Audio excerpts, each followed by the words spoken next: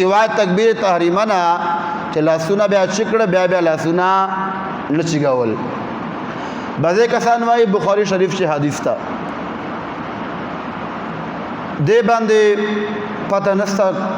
داسې کسان چې نعوذ بالله نه تفسیر مني نه بل حدیث مني نه بل کتاب مني نه امام مني نه مجتهد مني هیڅ شای نه مني، صرف وایي بخاري چې حدیث ته.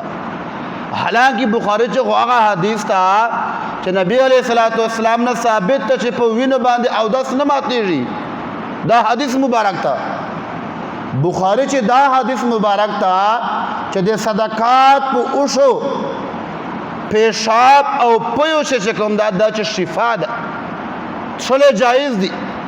نبی کریم علیه الصلاۃ والسلام چې کله مدینه منوره ته اهل اورین یو قبیله رااله نو هغه نسونه خراب سله.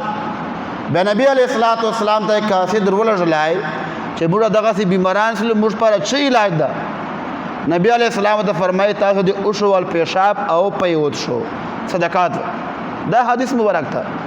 نبی علیہ السلام دا حدیث مبارک تھا بخاری چې دا کہ تاسو کله پیشاب کو بیا لا مشرق ته مخ کو الای مغرب ته کو، دا پورا یو باب ده.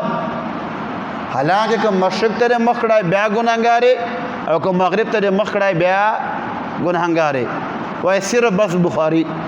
حالانکه بخاری شریف چې تقریبا 2600 آس پاس دا احادیث دي چې مطلب دا یو سره غنې داسې چې یو حدیث شو ویار ذکر کړای بیا داسې ډېری خو 2600 احادیث نور په دا لکاو نه کروڑاو احادیث دي.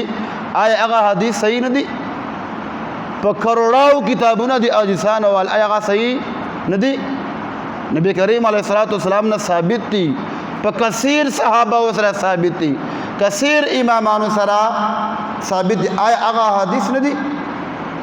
خو افسوس خبره دا ده چې موږ خپل چکم دا خپل حیثیت مپریښی ده.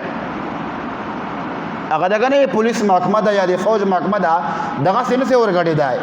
دې پر به اول ډېر کارونه کیا پسې به پولیس محکمې ته ګډېږي یا به فوج محکمې ته ګډېږي یا چې کومه نوکري هغه ته به پسې ورګډېږي. اول چې کوم شرایط دي ټسټونه به ورکیا، امتحانات به ورکیا، تعلیمان به کیا، دا به کیا، پسې به ورګډېږي. خو صرف یو د ملاتوب داسې شعبه ده چې هر څوک پښې پچې وایي، هر څوک چې د رحماني قاعدې صحیح ویل بنسیوار هغه به تاسو سره بحث کوي وای حدیث ته بیا فلانا ده فلانا ده، حالانکه لمونځ به صحیح نسیوار.